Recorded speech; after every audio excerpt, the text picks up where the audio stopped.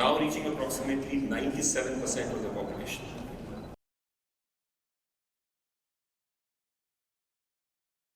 We are truly grateful for your warm hospitality and exemplary leadership. General of the International Solar Alliance to deliver the welcome address. Today, as we meet in this beautiful island nation, we reaffirm a shared purpose and regional solidarity in advancing a sustainable energy future. Friends, the International Solar Alliance, born from a joint initiative of India and France at COP21 in Paris, has grown to symbolize a collective ambition to harness the power of sun for a cleaner, more equitable world. India has embraced this journey with determination and scale. I'm proud to share that India has achieved a landmark in its energy transition journey by reaching 50% of its installed electricity capacity from non-fossil fuel sources, 5 years ahead of the target set under the nationally determined contribution to the Paris Agreement. Solar has been at the heart of this ambition.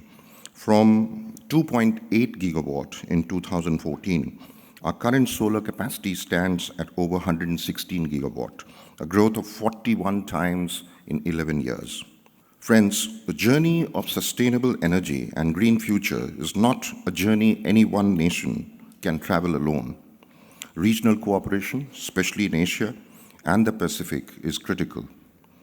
Sri Lanka, with its ambitious target of achieving 70% renewable energy by 2030, is a key partner.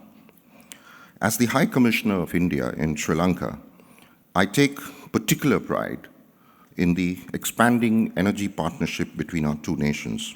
The regional committee meeting today is not merely an event for the calendar. It is a platform of action.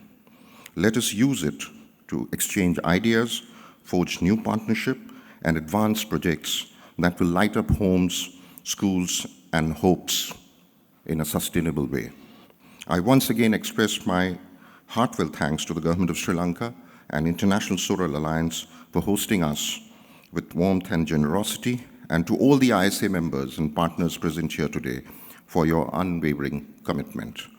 Let us move forward together, united by sunlight, guided by solidarity, and driven by the promise of a greener and more resilient region.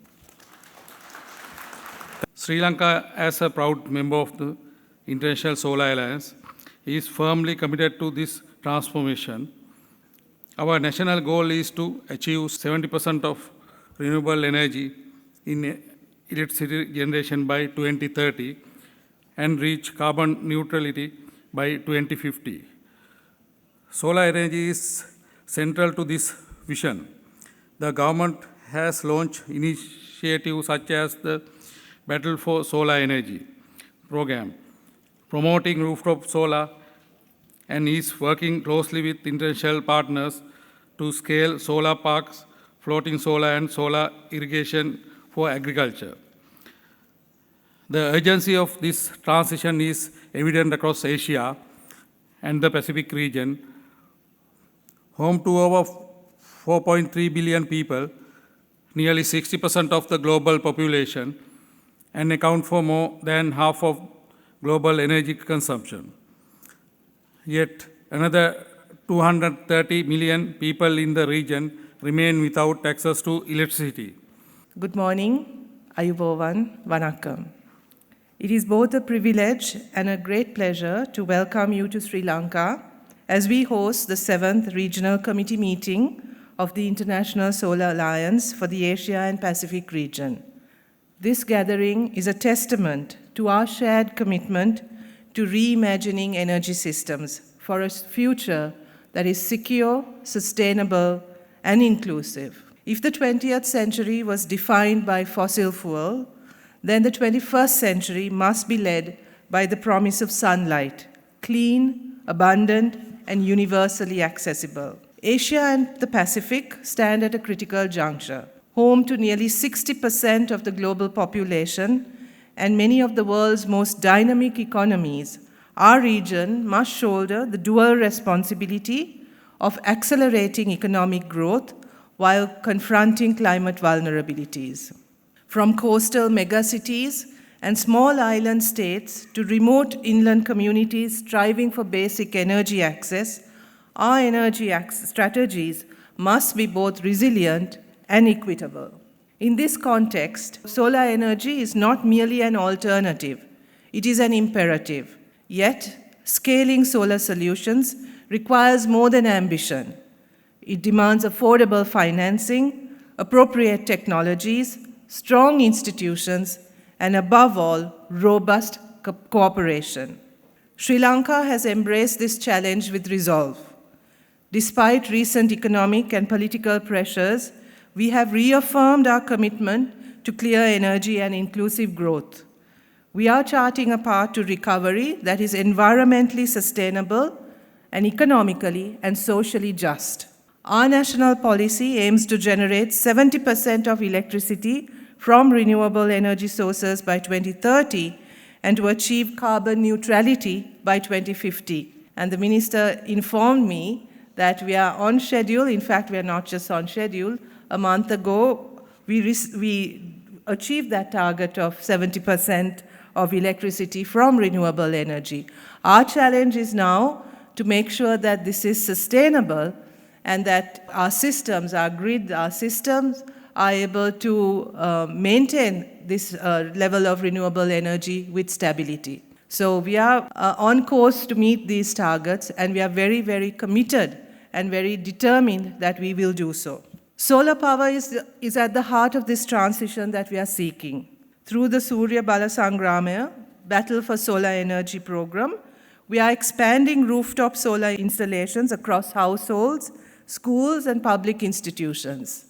As we seek to digitalize our education system, as we seek to make sure that even our remotest communities are connected, the demand for energy, the demand for connectivity is only going to increase. And we need to prepare our infrastructure and we need to prepare our systems to deal with the increasing demands as well. We have also completed 2 successful power projects for floating solar plants at Chandrika Weber and Kiribban Weber. In parallel, we are revising our electricity legislation to support competitive bidding processes and build long-term investor confidence. However, one of our biggest challenges remain ensuring that this energy transition is just, accessible, and affordable for all, especially during a period of fiscal recovery. This is where partnerships play a pivotal role. We are deeply grateful for the continued support of the International Solar Alliance. The ISA has strengthened institutional capacities and facilitated vital knowledge exchange. Its work on distributed solar and innovative financial models has laid a strong foundation for scaling rural electrification, which is a key priority for the government.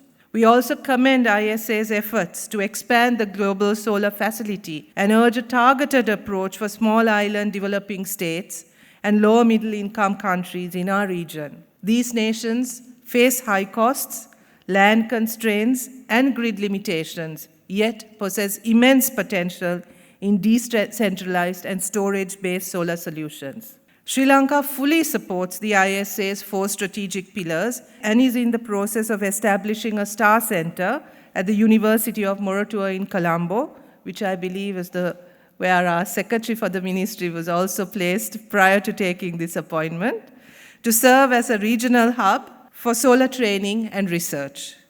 We also propose greater collaboration in emerging areas such as solar desalination, electric mobility, and solar-powered cold chains, each aligned with our national development priorities. Across Asia and the Pacific, solar potential remains largely untapped. So Southeast Asia alone holds an estimated 20,000 gigawatts of solar PV potential, yet deployment falls significantly short. In South Asia, while rooftop installations are expanding, utility-scale projects still lag behind. For the Pacific Islands, the need is not only for clean energy, but for resilient energy systems that can endure climate shocks, supply disruptions, and rising seas. This meeting presents an invaluable opportunity to move from dialogue to alignment, to shape joint strategies that are scalable, innovative, and regionally relevant. Let me conclude with this. Solar energy is a powerful lever for transformation. It can light homes, energize schools, power industries, and uplift communities. But this journey must be a collective one.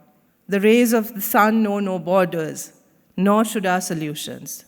This cooperation and this alliance and these kinds of partnerships and the commitment to renewable energy solutions is even more vital right now. It is not only that we commit to these solutions and to these priorities, but the fact that we are demonstrating belief in sustainable energy solutions is absolutely vital at this stage when there is a global distancing from some of these conversations. It is up to us to continue to pursue these solutions and to pursue our commitment, and most importantly, to demonstrate our commitment to these causes. So on behalf of the government of Sri Lanka, I extend my warmest wishes for productive deliberations and renewed resolve. Let this meeting not only mark a milestone, but ignite fresh momentum towards a brighter, solar-powered Asia-Pacific. Welcome to Sri Lanka. I hope you get to also experience the hospitality and the beauty of our country. So I encourage you to step out of the hotel as well and see for yourself that we are a country not only blessed with plenty of renewable energy sources, but also warmth and hospitality that I think we are only too ready to share with the rest of the world. So please enjoy yourselves, not just at the conference, but in Sri Lanka. Thank you very much, and I wish you all the very best.